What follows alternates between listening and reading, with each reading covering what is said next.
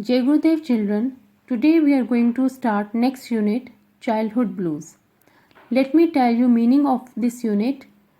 Blues means something unpleasant. Childhood blues means the unpleasant memories and unpleasant incident happened in the childhood. So in this chapter also, the author recounts or narrates one of the unpleasant incident in his childhood. So let's start the chapter. A visit to the doctor.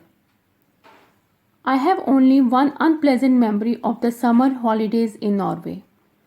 We were in grandparents' house in Oslo and my mother said to me, "We are going to the doctor this afternoon.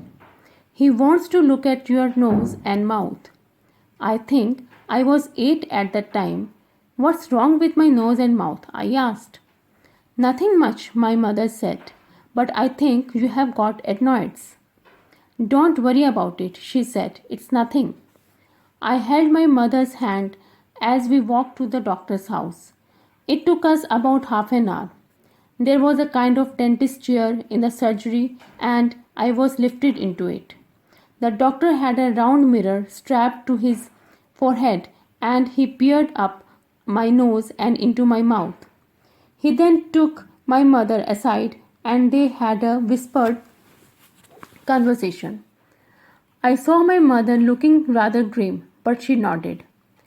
The doctor now put some water to boil in an aluminium mug over a gas flame, and into the boiling water he placed a long, thin, shiny steel instrument. I sat there watching the steam coming off the boiling water. I was not in the least apprehensive. I was too young to realize that something out of the ordinary was going to happen. Then a nurse dressed in white came in. She was carrying a red rubber apron and a curved white enamel bowl. She put the apron over the front of my body and tied it around my neck. It was far too big. Then she held the enamel bowl under my chin. The curve of the bowl fitted perfectly against the curve of my chest. The doctor was bending over me. In his hand, he held that long, shiny steel instrument. He held it right in front of my face, and to this day I can still describe it perfectly. It was about the thickness and length of a pencil, and like most pencils, it had a lot of sides to it. Towards the end, the metal became much thinner, and at the very end of the thin bit of metal, there was a tiny blade set at an angle. The blade wasn't more than a centimeter long, very small, very sharp, and very shiny. "Open your mouth," the doctor said, speaking Norwegian. I refused.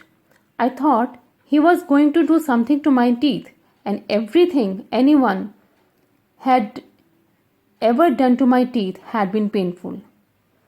"It won't take 2 seconds," the doctor said. He spoke gently, and I was seduced by his voice. Like an ass, I opened my mouth. The tiny blade flashed in the bright light and disappeared into my mouth. It went high up into the roof of my mouth, and the hand that held the blade gave 4 or 5 very quick little twists, and the next moment, out of my mouth into the basin came tumbling a whole mass of flesh and blood. I was too shocked and outraged to do anything but yelp. I was horrified by the huge red lumps that had fallen out of my mouth into the white basin, and my first thought was that the doctor had cut out the whole of the middle of my head. "Those were your adenoids," I heard the doctor saying.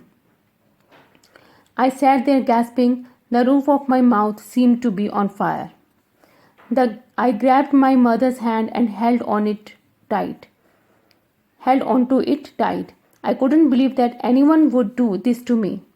"Stay where you are," the doctor said. "You will be all right in a minute." Blood was still coming out of my mouth and dripping into the basin the nurse was holding. "Spit it all out," she said. "There is a good boy. You will be able to breathe much better through your nose after this," the doctor said. The nurse wiped my lips and washed my face with a wet flannel. Then they lifted me out of the chair and stood me on my feet. I felt a bit groggy. We will get you home, my mother said, taking my hand. Down the stairs we went and onto the street. We started walking. I said walking, no trolley car or taxi. We walked the full half-hour journey back to my grandparents' house, and when we arrived at last, I can remember as clearly as anything my grandmother saying, "Let him sit down in that chair and rest for a while. After all, he had an operation." Someone placed a chair for me beside my grandmother's armchair, and I sat down. My grandmother reached over and covered one of my hands in both of hers.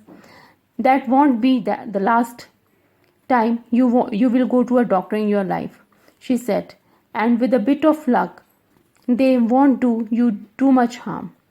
That was in 1924, and taking out a child's adenoids and often the tonsils as well, without any anesthetic was common practice in those days. I wonder, though, what you would think if some doctor did that to you today.